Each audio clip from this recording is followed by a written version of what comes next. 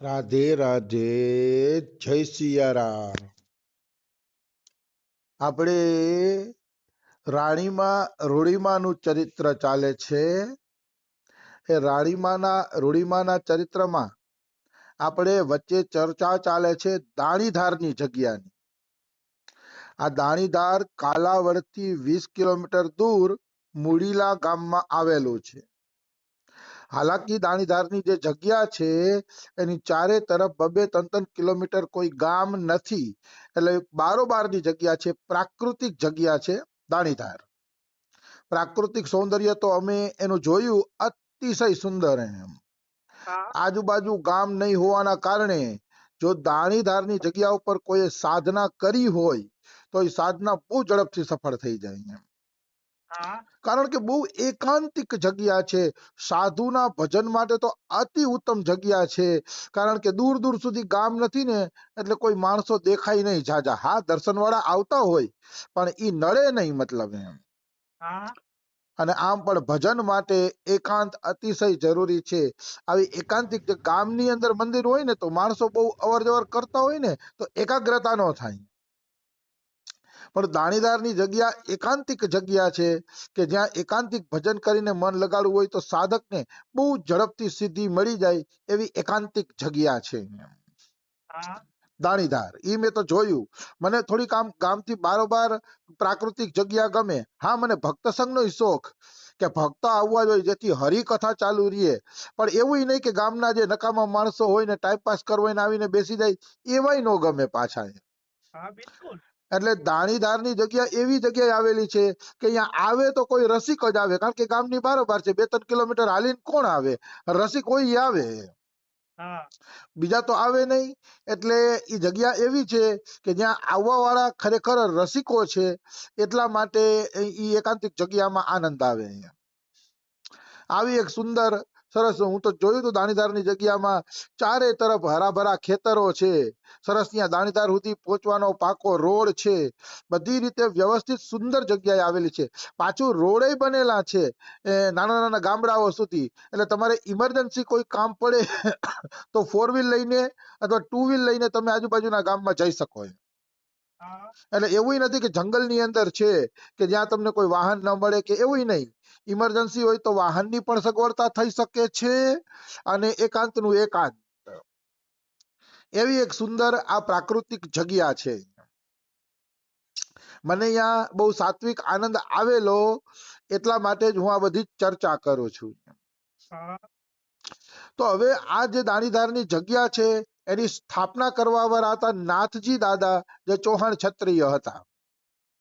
કાલે આપણે જોયું કે મુસલમાન લોકોએ ગૌ હત્યા કરી તો નાથજી દાદાથી જોવાનું નહીં. એટલે નાથજી દાદાએ ચારેય મુસલમાનને મારી નાખ્યા અને રાજા સામે એને બહાર વટિયું ચાલુ કરી દીધું. કારણ કે રાજા એનો વેરી બની ગયો કે આપણા સિપાહીને શું કામ મારી નાખ્યા. અને આને કીધું કે ભાઈ ગાયું કપાશે તો હું બહાર વટિયું ભલે કરવું પડે પણ ગાયું નહીં કપાવા દઉં. હવે બન્યું એવું કે ઈ આ દાણીધારના જંગલની અંદર બહારવટીયું કરતા હતા. એવામાં એક દિવસ એને જુનાગઢના પ્યારેલાલ સંતનો ભેટો થઈ ગયો. કે છે ને કે જીવ સાચી રીતે કદાચ બહારવટિયા ખેલે ને તો ઈશ્વરની કૃપા થાય છે, નિશ્ચિત કૃપા થાય છે. જરૂરી નથી કે માળા લઈને બેહે એના ઉપર જ કૃપા થાય. જો ભાવ સાચો હોય, પરોપકારનો હોય, ગાયોને, બ્રાહ્મણોને ને ભક્તોને બચાવવા માટે જો કોઈ કાર્ય કરવામાં આવે તો યુદ્ધનું કાર્ય પણ તમારું ભજન બની જશે. બિલકુલ. જેવી રીતે અર્જુનનું યુદ્ધનું કાર્ય ભજન બની ગયું. કારણ કે ભગવાને કીધું કે તારે અર્જુન યુદ્ધ કરવાનું છે. કારણ કે સામે બધા અસુરો છે અને એ અસુરો પૃથ્વીના ભાર બની ગયા છે.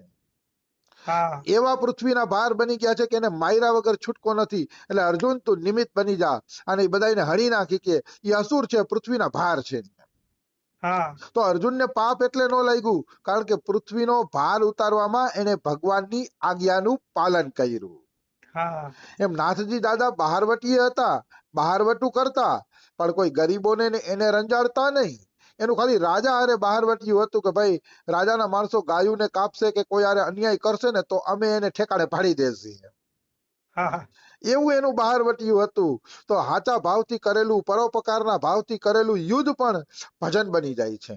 હા એવી વાત છે. અને એ ભજન બની ગયું હતું, એના કારણે જ નાથજી દાદાને જુનાગઢના પ્યારેલાલજીનો સંગ થયો. પ્યારેલાલજી કરીને સિદ્ધ મહાપુરુષ હતા જુનાગઢના, હા એને સંગ થયો. એટલે એના સંઘની વાત કરું એ પેલા એક દ્રષ્ટાંત આપી દઉં વચ્ચે, કે યુદ્ધ કરવું એ ભજન છે. ભક્તમાળના 3જા ખંડમાં એક દ્રષ્ટાંત આવે છે. હા દ્રષ્ટાંત એવું આવે છે કે એક ચોર હતો અને જંગલમાં કોઈ પણ અવર જવર કરતું ને એની ઈ ચોરી કરી લેતો. કોઈ પણ વ્યક્તિ હોય એની ચોરી કરી લેવાની, એને નક્કી જ કર્યું હતું. હા એવામાં એક વખત ઈ ચોરના હાથમાં સંત પડી ગયા. તો સંતે કીધું કે ભાઈ શું કામ ચોરી કરસ? કે ચોરી કરીશ ને તો તારે અનંત જન્મો સુધી નરકોમાં જવું પડશે, પછી ઈ નરકમાંથી તારો કે કોઈ ઉદ્ધાર નહીં કરે. હા તું આ છે ને કે ચોરીનો ધંધો છોડી દે, કે નકર તારે ખરેખર નરકમાં જવું પડશે. તો ઓલો કે મહારાજ મને ખબર છે કે ચોરીથી નરકમાં જવું પડશે, પણ હવે તો પાપે એટલા વધી ગયા છે અને હવે હું કેવી રીતે ચોખ્ખો થાય છે? હા તો કે બેટા તું છે ને કોઈ સાચા ગુરુ પાસેથી ગુરુ મંત્ર લઈ લે. ગુરુ મંત્ર લેતા વેતા જ નવો જન્મ થઈ જાય છે. હા ગુરુ મંત્ર લેતા વેત જ ભગવાન પાછલા જન્મના પાપ ભૂલી જાય છે. કે તો તું છે ને કે હારા સંત પાસે ગુરુ મંત્ર લઈ લે.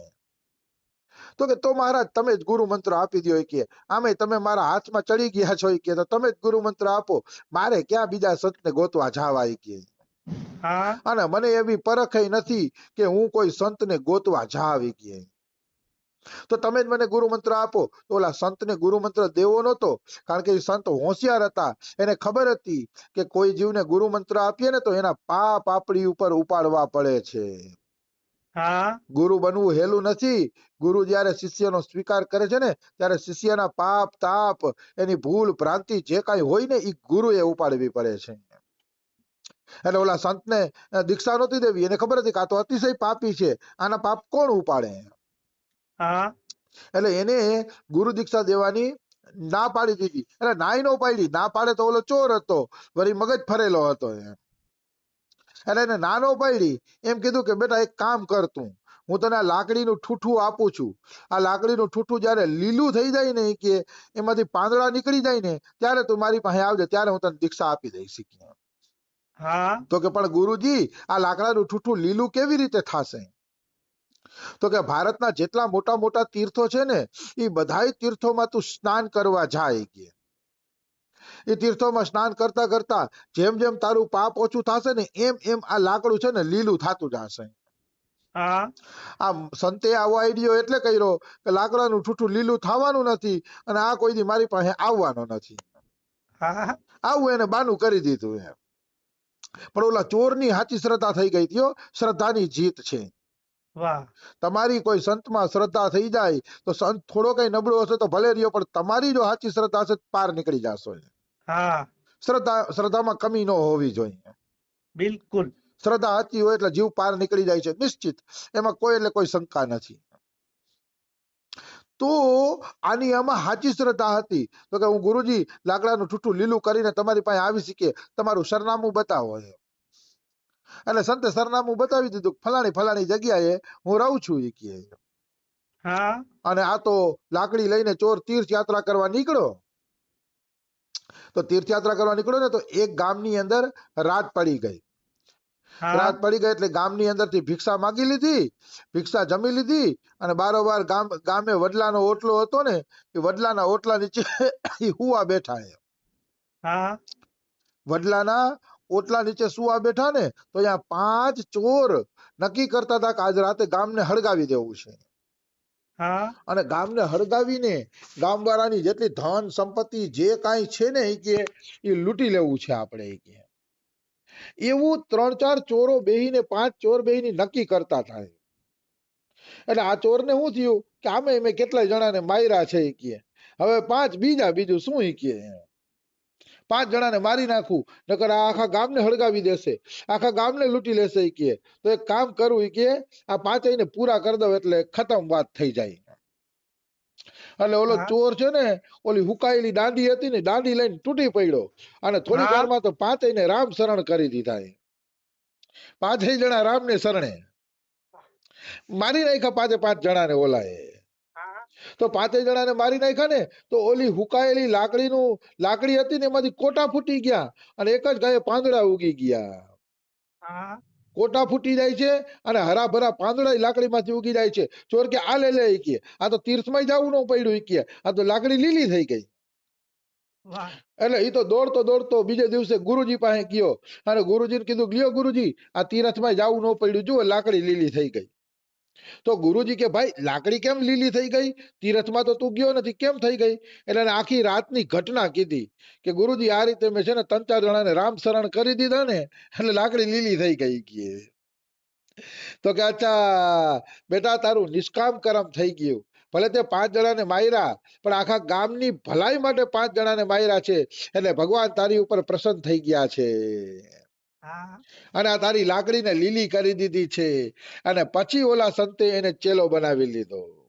વાહ મારું કહેવાનું શું છે, હત્યા પણ ભજન બની જાય છે જો પરોપકાર માટે હોય તો.